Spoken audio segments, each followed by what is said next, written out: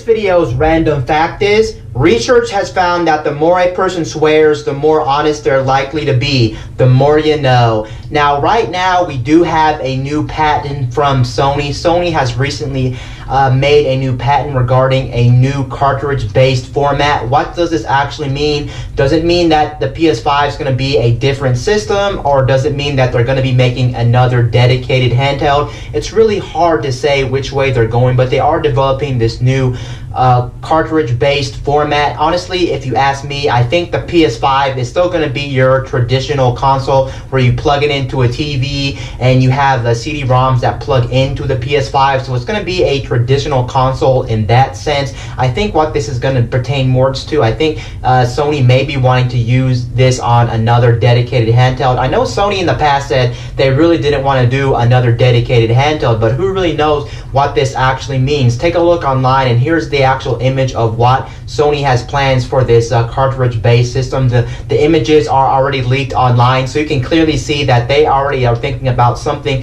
with cartridges. But then again, even though I say the PS5 may be your traditional console that you plug into your TV, they may be doing something totally different with the PS5. The PS5 could be a hybrid like the Nintendo Switch. It could have elements of you take it on the go and then you also play it on your TV, because if you remember, recently, a couple videos back, I talked about how the PS5 may actually introduce a touchscreen on to the controllers, and who really knows what that means. That could actually mean this thing is a fully portable console as well, or this could mean this is still part of the PS5, this new cartridge system that Sony is developing and already patenting. This could be part of the PS5, and the PS5 may not even be a hybrid system. It may still be a traditional console in the sense you just play it on your TV, and that's the only way to play this thing. But the fact that it will use cartridges, because cartridges are going to make the system much more smaller, and maybe Sony's going with a console that's going to be much more smaller, so they really want to use cartridges on the PS5. But then again, that also wouldn't really make sense if you think about it, because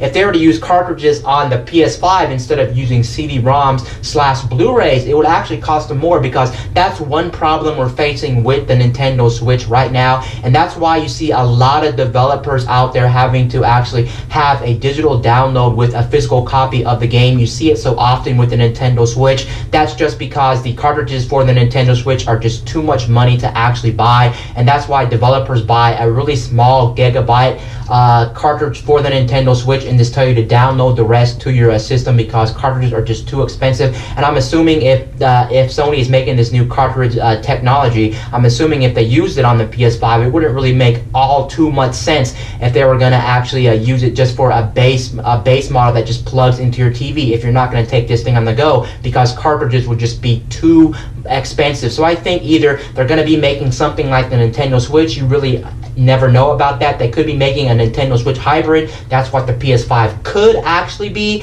But then again, I don't really think that's the case at all. What I think the case is in this scenario, I actually think Sony is going to be making another dedicated handheld. But I think they may be doing it like Nintendo. This could be some type of hybrid, and it actually could be alongside the PS5. Maybe we get the PS5 system, and then alongside the PS5 we get this hybrid console from it, and it's kind of like an in-between system. So we still have the PS5 out there, and then we do have this hybrid console out there, and maybe they both play the same games or similar games. Who really knows what the case here? But it's pretty interesting that Sony recently patented this new patent for this cartridge-based system for whatever reason. And honestly, again, also, they may not ever actually use this patent. They may just patent this thing and then they never use it, because that's what happens a lot of times with these companies. A lot of times they get these patents rolling, they actually pay for the patents, but then later down the road you find out they never use them, or if they do end up using them, they use them like 10-15 years down the road. It just takes so long for them to use the patent. They just want to secure the patent just to make sure that they own the rights to that technology, and that's why they're actually developing this technology. But it's pretty interesting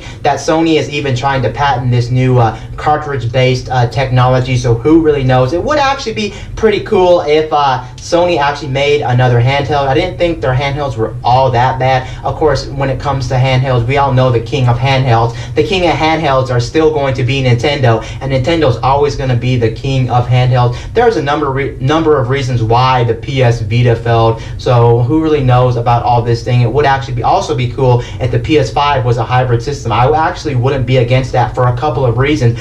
Some reasons I wouldn't be against the PS5 being a hybrid system, even if they copy Nintendo. A lot of people might be saying, oh, they just copy Nintendo, but I think it would be great for a number of reasons.